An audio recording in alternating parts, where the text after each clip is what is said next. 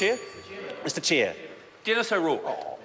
Mr. Chairman, overseas purchases do have a big effect on the New Zealand housing market. The government has never admitted that, and in questions at question time over some years now, this has been challenged, and the government has constantly said, no, they don't have much effect, no, they don't have much effect, and have brought up spurious data to try to prove that. But the reality is that they do have a big effect, and they have a big effect because they tend to buy land purely for capital gain farming purposes only.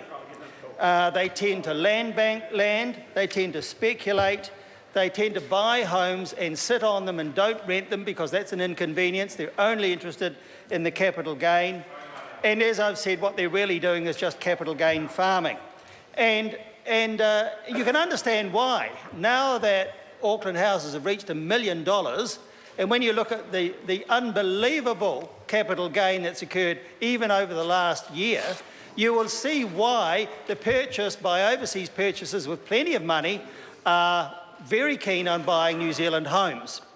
So, therefore, you see in various parts of the world advertisements, even by New Zealand real estate companies, encouraging overseas purchasers to buy in New Zealand. And at various times, New Zealand First has produced such advertisements sourced from China and sourced from Singapore. No doubt they occur in other places as well.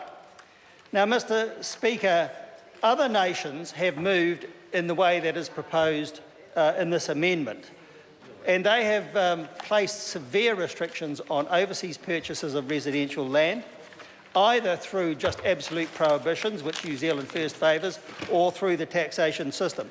This government has done nothing. Why has it done nothing? Nobody really understands, because overseas purchases for capital gain farming purposes confer no benefit on New Zealand whatsoever, and indeed they do significant damage. I want to move on, Mr. Chairman, to the particular provisions in this amendment which New Zealand First would like to be able to support. And 17A is the crux of them. They provide the criteria, apart from good character and ability to get a visa under normal rules.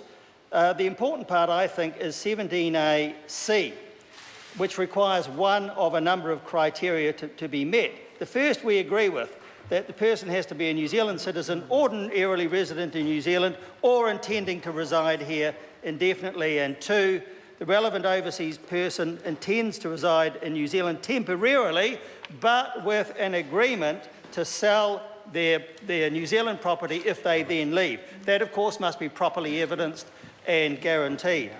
But the third one is the one that we disagree with, Mr. Chairman. And I've moved an SOP to remove 17A1C3, which is the one that allows overseas investment if it is likely to increase the supply of New Zealand housing, and consequentially would move the deletion of 17B as well.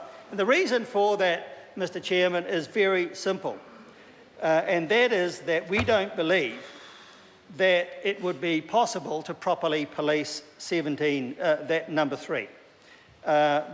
Relating to the increase of supply of housing in New Zealand. How that could be properly evidenced, I know that there's a 17B there that tries to achieve that. I don't think it can. I think it makes the policy far too weak. There are too many let-offs in it.